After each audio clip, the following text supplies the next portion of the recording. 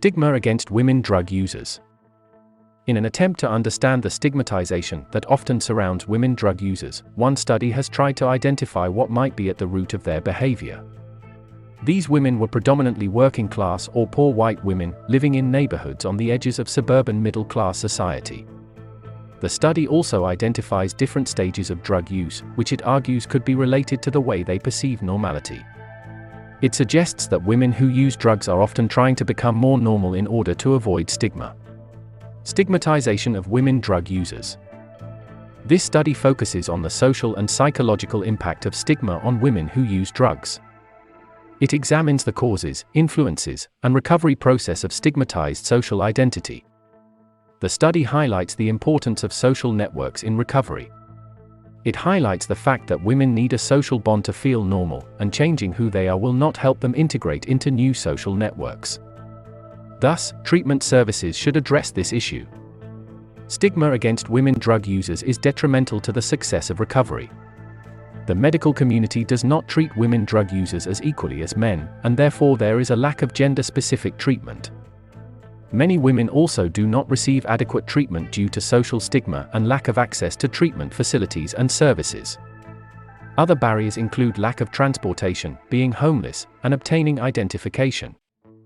This all prevents many women from seeking treatment. Stigmatization against women drug users also prevents them from participating in recovery programs. The stigma associated with substance abuse is particularly high among women. Because of this, many women who suffer from this disorder may be afraid of telling their healthcare providers. Some women may even be afraid of losing their children if their addiction is exposed. These stigmatized women may have difficulty obtaining treatment in the conventional sense. Therefore, they may turn to self-help groups, religious sources, or health professionals to seek treatment. While treatment programs for women drug users are available, not all women take advantage of them. Some women who did receive treatment found it ineffective. Some religious beliefs were helpful for remaining drug-free. These beliefs provided a sense of social control and an outside group to women who used drugs. However, these beliefs did not help all women remain drug-free. While religion may be beneficial to some, it was not the best social environment for recovery. Once they left treatment, many women returned to their neighborhoods where drug users dominated their lives. Stressful life events. The prevalence of stress in remission among women with substance use disorders is higher when stressful life events occur. The prevalence of relapse was associated with higher levels of stress, regardless of whether these events occurred during the same period or several years later. This study supports the importance of stress management strategies in substance use disorder treatment. This may be done through the use of coping skills training, reducing the exposure to stressful life events, or by using resources available in the community to support recovery. Women are especially vulnerable to stress. The unique challenges they face, such as pregnancy and premenstrual syndrome, can result in a heightened level of mental stress and addiction. Our busy lives are not conducive to good mental health. Stressful life events for women can include major holidays, change in schedules, and even change in living conditions. Furthermore, changes in the family and life circumstances of women may lead to depression and other mental health problems. The impact of stress on substance use was similar in both men and women. However, women who regularly use substances showed a significantly lower rate of stress than non-drug users. The overall prevalence of stress in women drug users was similar to the percentage of non-drug users in the general population. This result suggests that stress does influence drug use, and it may even be the reason why women are prone to substance use. In addition to stress on the brain, research has suggested that women are more susceptible to addiction if they had experienced traumatic events.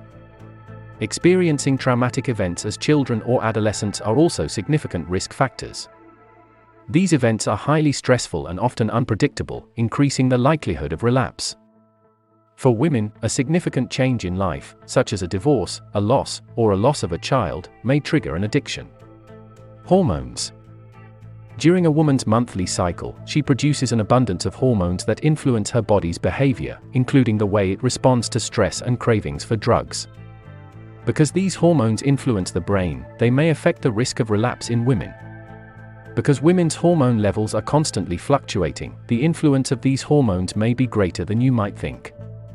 Regardless of whether or not your body responds differently to these hormones, there are several ways to cope with them. Researchers have found that the hormones women produce during a drug use disorder are also altered. Women often use drugs for different purposes, including to relieve menopause symptoms and insomnia. However, these substances can make these symptoms worse and contribute to physical and mental health problems. In addition to this, women drug users can develop a tolerance to these substances, which may contribute to their relapse. This is particularly concerning if they have children. In addition to the effects of a woman's hormone levels on her behavior, researchers have discovered that ovarian hormone levels impact the brain's reward system. High ovarian hormone levels cause the brain to release more dopamine, the reward hormone. Women who use opioids may experience a dramatic change in hormone levels following childbirth, which could increase the chances of relapse.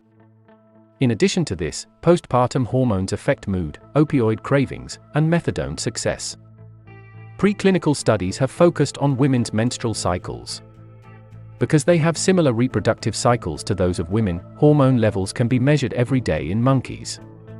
Often, the hormone levels can't be measured in outpatient clinics, and women are often not actively seeking treatment. Using the menstrual cycle as a guideline for overcoming drug addiction can help women rediscover a healthy way of coping. Menstrual cycle. The menstrual cycle of women who use drugs is affected by the hormones estrogen and progesterone, which naturally wax and wane throughout the menstrual period. Research in 2007 by clinical neurobiologist Suzette M. Evans suggested that stimulants are more enjoyable for women during the estrogen-dominated follicular phase, which lasts 2 weeks from the onset of the menstrual period to ovulation. The luteal phase, on the other hand, is when progesterone and estrogen levels are higher, and drug users have a shorter and lighter menstrual cycle. Recent studies on substance use and the menstrual cycle have highlighted that the menstrual cycle of women who use drugs is significantly affected by polydrug use. Further, the inclusion of data on women's substance use patterns could shed more light on abnormal menstrual cycle length. And more research is needed to address potential confounding factors and to establish a definitive relationship between drug use and menstruation length. For now, the study is limited to women who use illegal drugs. While the follicular phase was significantly more affected by cocaine than the luteal phase, this did not explain the differences between men and women. Similarly, cocaine and D-amphetamine had a greater effect on a woman's luteal phase. While this is not conclusive, it does suggest that cocaine use is highly correlated with women's menstrual cycles. Increasing awareness of drug use and drug reactions among women may help to decrease the number of fatalities associated with drugs. Contrary to popular belief, addiction is a problem that only affects men. Women who abuse drugs have a higher risk of developing addiction. Substance abuse also affects their menstrual cycle, with some complications occurring earlier and/or longer than in non-addicts. While these complications do not necessarily result in a relapse, they can make it even more difficult to overcome drug addiction. It is important to get treatment for any addiction, including addiction. PTSD. Research has shown that comorbidity of PTSD and substance abuse is significantly higher in women. Women are more likely to have a history of childhood physical or sexual abuse than men are, yet their rates are approximately 2 to 3 times lower. Most men's traumatic experiences come from combat or crime. Because of this, a woman who is recovering from drug addiction is particularly at risk of developing PTSD. Women also tend to use the most dangerous drugs. Treatment research on women indicates that it is possible to retain patients with comorbid PTSD and substance use disorders. The DSM notes that women are likely to have PTSD as a result of a traumatic experience.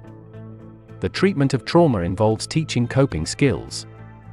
The consequences of untreated trauma include relapse and revictimization.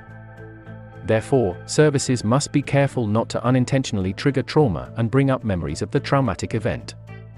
PTSD in women drug users needs to be treated accordingly. These women need specialized care. To diagnose PTSD in women, they must demonstrate 2 distinct changes. First, the person has difficulty controlling their substance intake, requiring more to achieve the same effects. Second, the patient is not able to distinguish between the effects of substance use and their current environment. Third, they continue to use substances despite the negative effects, including withdrawal symptoms. However, they can experience some degree of withdrawal symptoms when stopping their substance use. Thus, the patient should seek proper treatment to overcome this condition. If the symptoms of PTSD are not treated, the woman may resort to drugs and alcohol. She may need treatment for her addiction in addition to her PTSD. Luckily, new directions for women staff members specialize in treating both disorders and have extensive experience treating women with addiction and PTSD.